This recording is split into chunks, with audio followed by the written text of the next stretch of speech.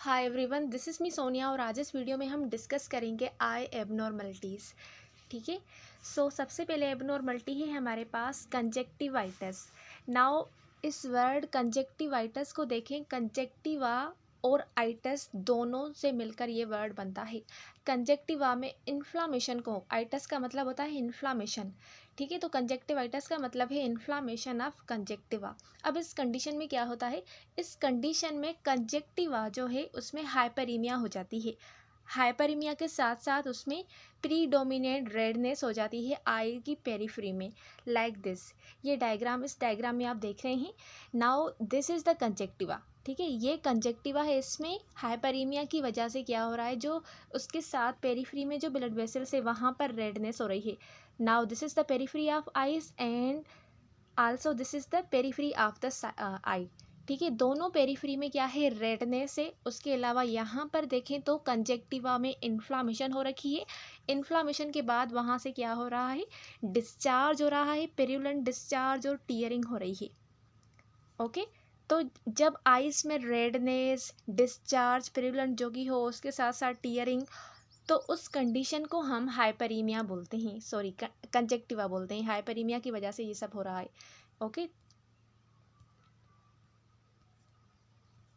so it usually begin in one eye and rapidly spreads by contamination to the other eye।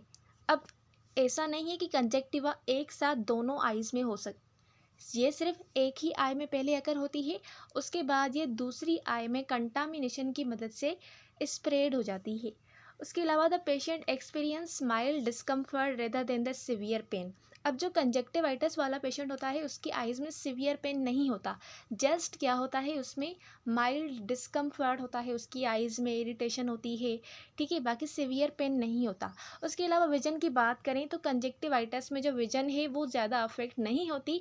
हाँ, लेकिन conjunctivitis के दौरान blurring हो सकती है। ब्लरिंग क्यों, बिकॉज ऑफ द वाटरी और म्यूकोप्रूलेंट आइज डिस्चार्ज। क्योंकि हर वक्त क्या हो रहा है, इन्फ्लामेशन और इन्फेक्शन की वजह से आइज से वाटरी और म्यूकोप्रूलेंट डिस्चार्ज हो रहा है, जिसकी वजह से आइस के ऊपर ज़्यादा हर वक्त डिस्चार्ज, वेस्ट मटेरियल, पेरुलेंट वगैरह पड़ा होगा तो ब्लरिंग होगी। उसके सामने जो है ना वो क्या होगा, ब्लरिंग होगी, जो दिख मीन्स क्लियर नज़र नहीं आएगा उसको। अदरवाइज जो उसकी विजन है वो अफेक्ट नहीं होगी।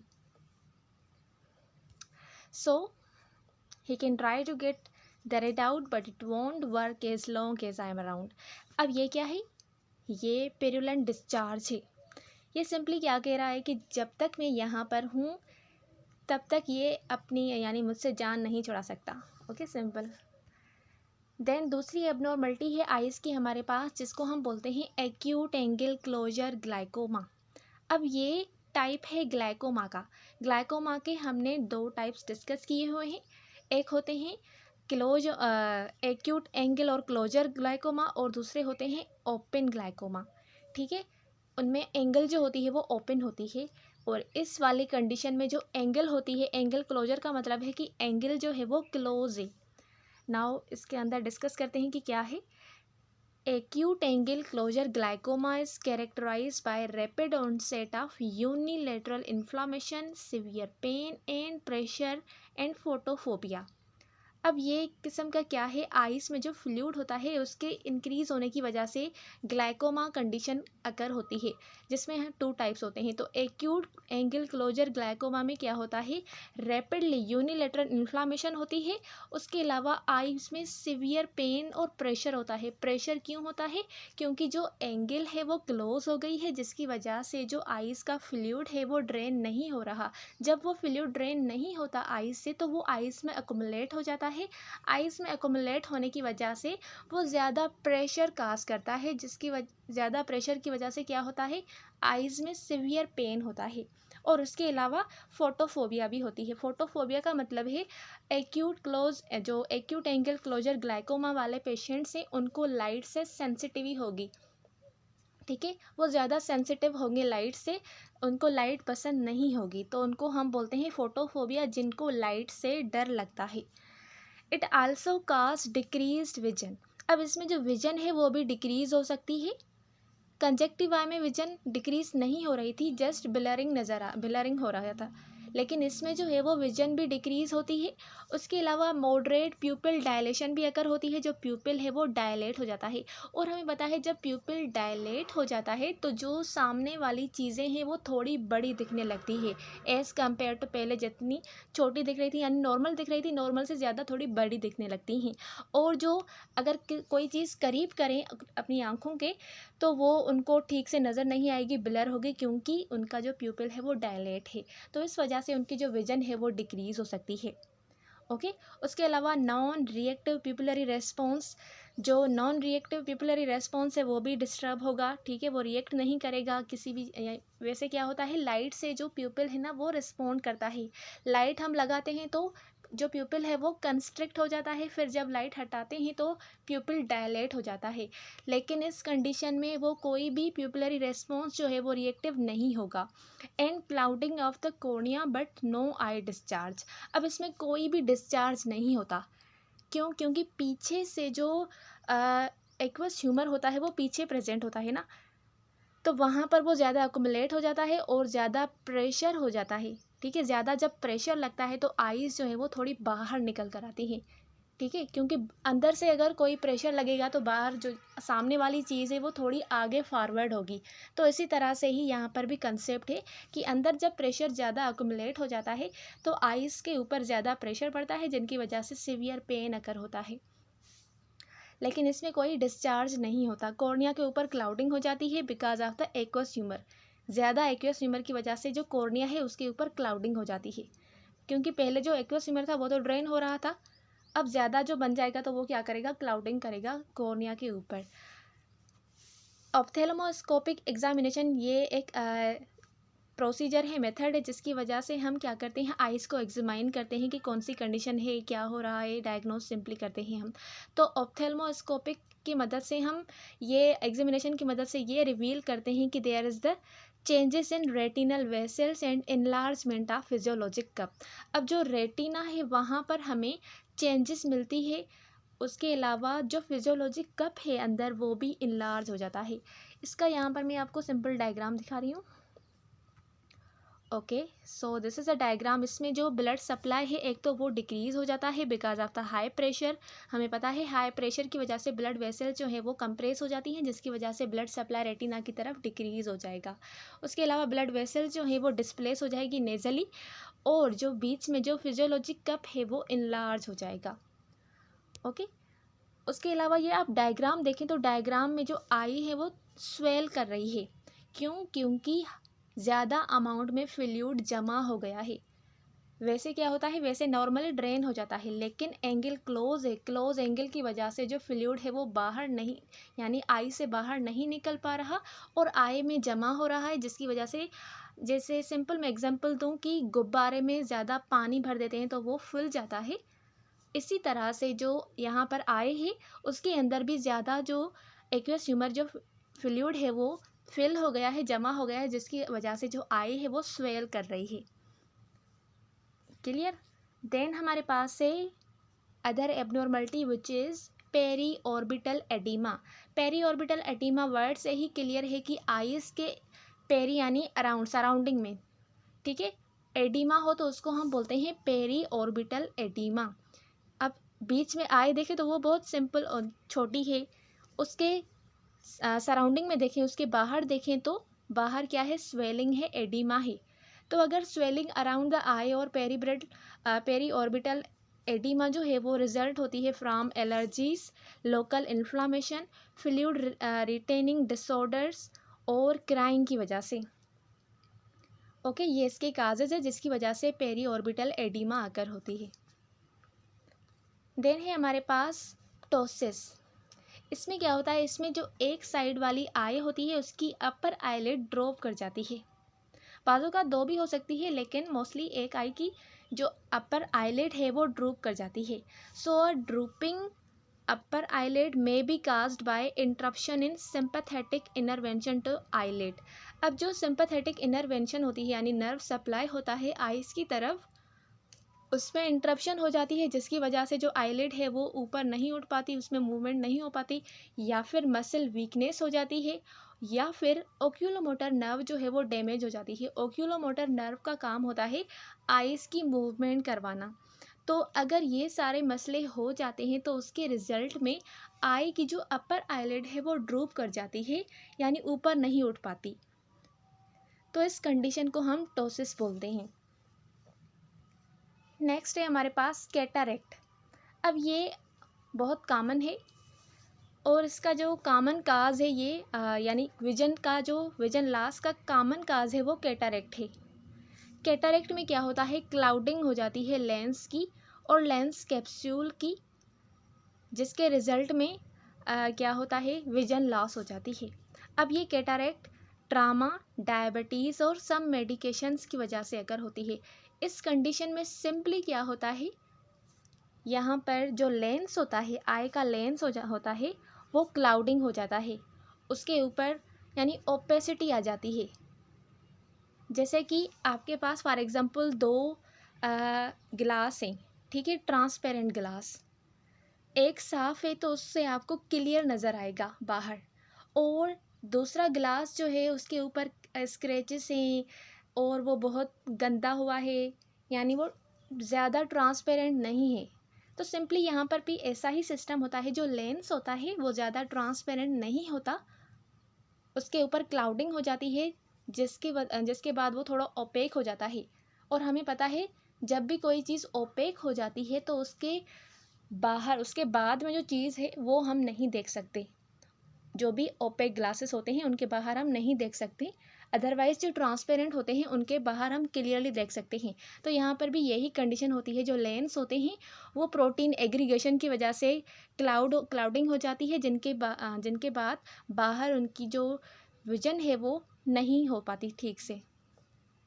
सो इसमें लेंस में प्रोटीन एग्रीगेशन हो जाती है, ऑक्सीडेटिव इंजरी और इंक्रीज पिगमेंटेशन हो जाती है, जिसकी वजह से ओपेसिटी और ट्रांसपेरेंसी जो है वो डिक्रीज़ हो जाती है आइज़ की, और कम देखने को मिलता है। देन है हमारे पास मैक्यूलर डीजनरेशन। मैक्यूलर डीजनरेशन, इसमें एट्रोफी या फिर डिटोरिएशन होती है मैक्यूलर डिस्क की, और is a cause of severe irreversible loss of central vision in people older than 50 age. अब जो 50 एज से ज़्यादा ओल्डर पीपल होते हैं उनमें ये दो कॉमन होती है। इसमें क्या होता है, इसमें एट्रोफी होती है और डिटोरिएशन होती है मैक्यूलर डिस्क की, जिसकी वजह से इरिवर्सिबल लॉस हो जाता है सेंट्रल विजन का। इरिवर्सिबल का मतलब है अब उनकी जो विजन है वो चली गई, वो वापस नहीं आ सकती। सेंट्रल विजन का मतलब है जो सेंट्रली हम देख सकते हैं, ठीक है, सामने हम देख रहे हैं बिल्कुल सीधा स्ट्रेट फॉरवर्ड, लेकिन साइड में जो हम देखते हैं उसको हम बोलते हैं पेरिफ्रीज। ठीक है, आप सामने देख रहे हैं लेकिन फिर भी आपको साइड वाली चीज़ें जो है वो नज़र आती है, उसको हम पेरिफेरल बोलते हैं। ठीक है, जो सेंट्रली सामने देखने को मिलती है उसको हम सेंट्रल विजन बोलते हैं। तो यहाँ पर जो सेंट्रल विजन है वो इरिवर्सिबल लॉस हो जाती है। उसके अलावा है dry macular degeneration. Dry macular degeneration in which tissue deterioration isn't accompanied by bleeding. अब इसमें ड्राई वर्ड से ही क्लियर है कि ये ड्राई डिजनरेशन हो रही है, इसमें किसी भी किस्म की ब्लीडिंग अगर नहीं होती, और ये मोस्ट कॉमन फॉर्म होता है मैक्यूलर डीजनरेशन का। Now this is the diagram. Macula है और ड्रोसिन है जो कि डिजनरेट हो गए हैं, और hardening and obstruction of retinal arteries हो गई है, जिसकी वजह से प्रॉपर ब्लड सप्लाई भी नहीं हो रहा और ये डैमेज हो रही है और इसमें एट्रोफी हो रही है। हमें पता है अगर किसी भी एरिया में प्रॉपर ब्लड सप्लाई नहीं जाएगा तो वहाँ पर भी एट्रोफी हो जाती है, यानी सेल्स की जो साइज़ है वो डिक्रीज़ हो जाती है। So keep an eye out of this eye abnormalities too. ये भी कुछ अलग एबनॉर्मलिटीज़ है इसके अलावा, जिसमें हमारे पास है decrease visual activity. Decrease visual activity में क्या होता है, inability to see clearly commonly occur with refractive errors, यानी रिफ्रैक्टिव एरर्स की वजह से जो पेशेंट्स होते हैं वो उनकी जो विजुअल एक्टिविटी होती है वो डिक्रीज़ होती है। इसमें टाइप्स आ जाते हैं, एक है हमारे पास नियर साइटेडनेस, और जिसको हम मायोपिया बोलते हैं। नियर साइटेडनेस और मायोपिया में क्या होता है, जो विजन डिस्टेंस पे होती है वो बिलरी होती है, नियर साइटेडनेस को आप इस तरह से नहीं समझे कि जो करीब वाली चीज़ें हैं वो नहीं नज़र आएगी, इसका थोड़ा उल्टा यहाँ पर कंसेप्ट है। नियर साइटेडनेस का मतलब है कि जो करीब वाली चीज़ें हैं वो ठीक से नज़र आ रही है, लेकिन जो डिस्टेंस पर है वो नज़र नहीं आएगी, तो उस कंडीशन को हम नियर साइटेडनेस या फिर मायोपिया बोलते हैं। दूसरी है फार साइटेडनेस और हाइपरोपिया। फार साइटेडनेस का मतलब है जो दूर चीज़ें हैं वो हमें क्लियर नज़र आएगी, लेकिन जो हमारे पास है वो हमें ब्लरी नज़र आएंगी, तो इसको हम फार साइटेडनेस और हाइपरोपिया बोलते हैं। देन है डायप्लोपिया। डायप्लोपिया, डाय का मतलब है डबल, ओपिया का मतलब है विजन। तो इस कंडीशन में डबल विजन अकर होती है जब extra ocular muscles miss aligned होते हैं, उस वजह से हमें डबल विजन होती है, यानी एक चीज़ दो दफ़ा नज़र आती है, दो दो नज़र आते हैं सब कुछ, तो उसको हम डायप्लोपिया बोलते हैं। देन डिस्चार्ज क्या है? डिस्चार्ज आई से अकर होता है। डिस्चार्ज में occur in one or both eyes and may be scant or copious. अब ये क्लियर भी हो सकता है, उसके अलावा क्यूपियस यानी इसमें पस वगैरह हो सकती है, पिरुलेंट हो सकता है, दैट इज डिस्चार्ज में भी पिरुलेंट, फ्रोथी, म्यूक्वाइड, चीजी, सीरियस और क्लियर और may have a स्ट्रिंगी white appearance. अब ये कैरेक्टरिस्टिक है कि किसी भी किस्म का डिस्चार्ज हो सकता है, वो डिपेंड करता है कि कौन सी कंडीशन है, ठीक है, इन्फ्लामेशन है या फिर टीयर्स ज़्यादा आ रहे हैं, सीरियस ज़्यादा, चीज़ी, फोर्थी, म्यूक्वाइड, और जो भी डिस्चार्ज है वो निकल रहा है, तो ये डिफरेंट कैरेक्टरिस्टिक्स के होते हैं। Eye discharge commonly result from inflammatory and infectious eye disorders such as conjunctivitis. अब डिस्चार्ज कब अकर होते हैं? जब आइज़ में कोई इन्फ्लामेटरी प्रोसेस हो या फिर आइज़ में इन्फेक्शन हो, जैसे कि कंजक्टिवाइटिस। इन कंडीशंस में आइज से डिस्चार्ज हो सकता है। देन है पेन। आई पेन में signal an emergency and require immediate attention. अगर आइज़ में पेन हो रहा है तो ये इसका मतलब ये सिग्नल कर रहा है कि there is something emergency. Emergency है तो जो अटेंशन है वो इमीडिएट होनी चाहिए। So disease causing eye pain include acute angle closure glaucoma, blepharitis, corneal damage caused by foreign body or abrasion as well as trauma to eye and also cause eye pain। अब जो pen mostly disease काज करती हैं eyes की, उनमें एक तो acute angle closure glaucoma हो जाता है, जिसकी वजह से ज़्यादा स्वेलिंग होती है, हमने ऊपर डिस्कस भी किया, तो सीवियर पेन होता है वहाँ पर। उसके अलावा ब्लेफराइटिस, इन्फ्लामेशन हो जाती है आइज़ में, और कॉर्नियल डैमेज जो कि फॉरेन बॉडी और एब्रेशन की वजह से या फिर ट्रामा की वजह से होती है, उसकी वजह से भी आइज़ में पेन अगर होता है, तो ये इमरजेंसी कंडीशन है जिसके लिए इमीडिएट अटेंशन की रिक्वायरमेंट होती है। देन है vision loss. Disorder of any structure of the I can result in vision loss.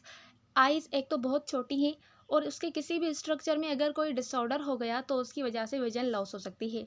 So types of vision loss include central vision loss, peripheral vision loss, और a blind spot in the middle of the area of normal vision, जिसको हम scotoma बोलते हैं।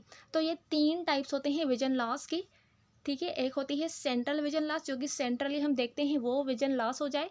दूसरी होती है peripheral vision loss, यानी centrally तो आप देख रहे हैं लेकिन पेरिफेरीज में जो कुछ हो रहा है वो आपको नज़र नहीं आ रहा। और दूसरी है ब्लाइंड स्पॉट। ब्लाइंड स्पॉट में भी क्या होता है? ब्लाइंड स्पॉट में हम सीधे देख रहे हैं, फिर भी हमें अगर साइड में कुछ कोई चीज़ हो रही है तो वो भी आप पता लगा सकते हैं, ठीक है। आप देख सीधे रहे हैं लेकिन साइड में कुछ हो रहा है वो भी आपको पता लगता है, तो उसको हम ब्लाइंड स्पॉट विजन बोलते हैं। So in the middle of an area of normal vision, जिसको हम स्कोटोमा बोलते हैं। तो ये टाइप्स है विजन लॉस की। देन है visual halos. Increase intra ocular pressure, जो कि ग्लाइकोमा में अगर होता है, वो पेशेंट को हेलोस, रेम्बोस अराउंड ब्राइट लाइट्स दिखा सकता है। जब ब्राइट लाइट्स होगी तो उस दौरान उस पेशेंट को हेलोज और रेम्बोस दिखने को मिलेंगे, जो कि इंक्रीज इंट्रा ओक्यूलर प्रेशर की वजह से हो सकते हैं। इसको हम विजुअल हेलोस बोलते हैं। So this was the abnormalities of eyes. I hope कि आपको आज की वीडियो क्लियर हुई होगी। मिलते हैं अगले वीडियो में, तब तक के लिए अल्लाह हाफिज़।